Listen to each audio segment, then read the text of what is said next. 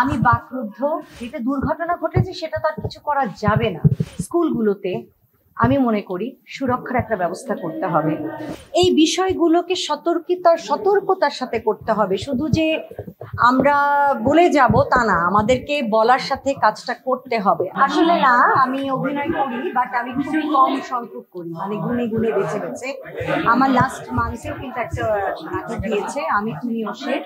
এটা হচ্ছে জিনাত ভাবির লেখা আর একজন আমি বরাবরই কম কাজ করি, বেছে শুনে কাজ করি। এছাড়া আমি এখন একটা স্কুলের শিক্ষক। আমার স্কুলের নাম হচ্ছে গ্লেনরিচ ইন্টারন্যাশনাল স্কুল, STS কোম্পানির আন্ডারে। আমি সাঁতারকুলের ব্রাঞ্চে আছি।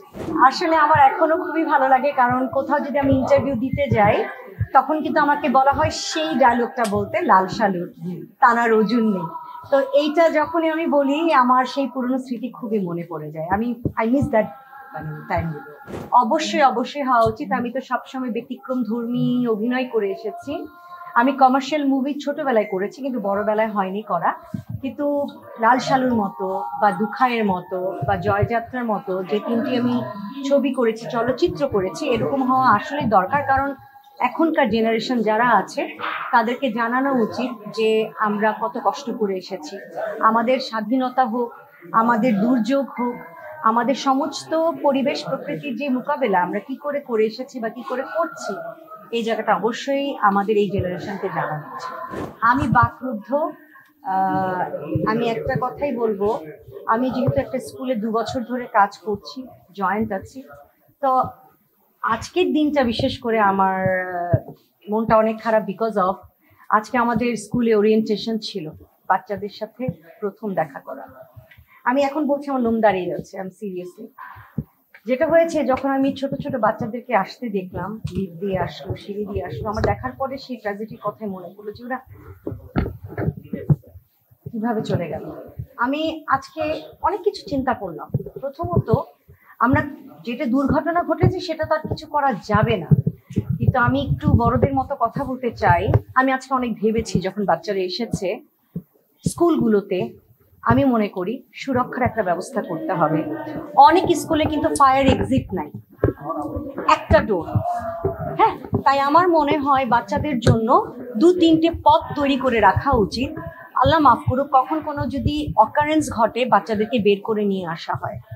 এবং খোলামেলা তো অবশ্যই থাকতে হবে। আমার মনে হয় এই জায়গাগুলো সরকারকে, বেসরকারি যত স্কুল আছে এগুলো দেখতে। আর যেই ভবনগুলো মনে হচ্ছে যে অনেক পুরনো, ভেঙে যাওয়ার বা ধসে পড়ার একটা ভয় থাকে, সেই জায়গা থেকে বাচ্চাদেরকে সরিয়ে নতুন করে একটা দালান তৈরি করা, যেখানে আমরা সুরক্ষার সাথে বাচ্চাদেরকে ছোট ছোট ফুলগুলোকে বড় করে বাংলাদেশের ভবিষ্যৎ তৈরি করতে পারি।